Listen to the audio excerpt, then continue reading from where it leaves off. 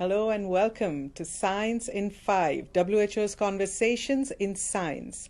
I'm Vismita Gupta-Smith, and this is the series where WHO experts will explain the science related to COVID-19 so that you can protect yourself and your loved ones.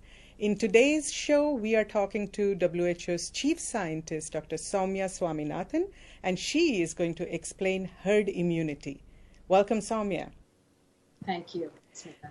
Soumya, we are hearing a lot about herd immunity. So let's start with, please tell us, what is herd immunity?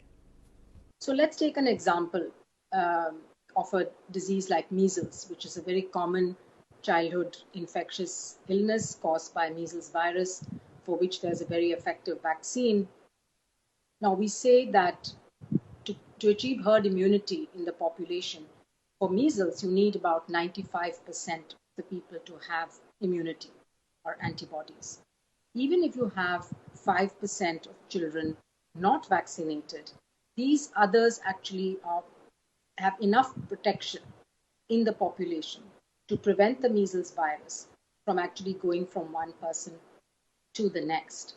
So it's really like having a barrier of people who are protected, who break that chain of transmission. So you don't need every single person in the area, in the population, to necessarily be protected. Is it the right way to think about herd immunity in the context of COVID to say the vaccine is far away, why don't we just let everyone get infected? So the SARS-CoV-2 virus is a highly transmissible virus. We think it needs at least 60 to 70% of the population to have immunity to really break the chain of transmission. If you allow this to happen naturally, it will take a long time, of course, but more importantly, it's going to do a lot of collateral damage. So even if 1% of people who get infected are ultimately going to die, then this can add up to a huge number of people if you look at the global population. And that is why we believe it's not a good idea to try to achieve herd immunity by just letting the infection run wild in the population and infect a lot of people.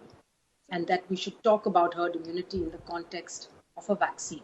So let me come to the vaccine now. So our strategy is to vaccinate enough people rather than just letting people get infected.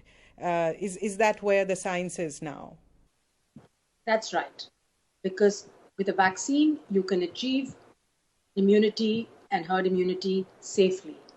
Through natural infection, you could also achieve it at some point, but it would be at great human cost. And so naturally, the better choice is doing it through a vaccine. Those are preventable deaths, right? We can actually, even though we don't have a vaccine, we don't have therapeutics right now, we can actually slow down and save those lives rather than just let it spread, right? Speak to us about that. Exactly. So there are actions now that we can take which can help to slow down transmission, to control it, to try to contain it, and also we know how to manage people better. The other measures that are effective are, of course, the public health and social measures that we talk about, the physical distancing, making sure you're wearing a mask when you're in crowded settings, when washing your hands frequently. Those are the modes by which you can actually prevent the virus from transmitting from one person to the next. And then on the side of being able to detect rapidly those who are infected in the community, making sure that enough testing is available so that you're able to detect and diagnose people, be able to isolate them, then test their contacts and quarantine them. These are the measures that have been shown to be successful. They are hard work, they are difficult to implement, but it's worth doing because then you're saving lives till the time that we have both more effective medicines to treat this disease and, of course, a safe and effective vaccine. Thank you, Soumya. There you have it, WHO's chief scientist explaining herd immunity.